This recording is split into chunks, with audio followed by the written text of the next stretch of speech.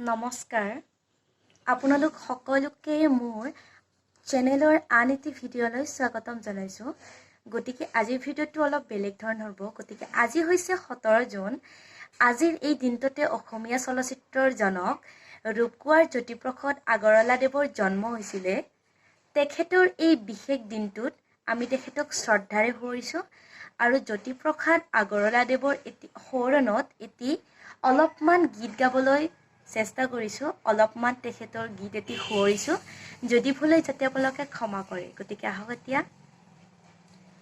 Louis তৰে পানী যাবি অবৈ, লুই তৰে পানী যাবি অবৈ, সন্ধিয়া লুই তৰ পানী সনোৱালি, চহৰে নগৰে যাবি অবৈ, জয়াৰে কীৰ্তি দেখে বিদেশে, সাগৰে নগৰে ফুৰিবি ক'ত, লুই তৰে পানী যাবি অবৈ, লুই তৰে পানী যাবি অবৈ।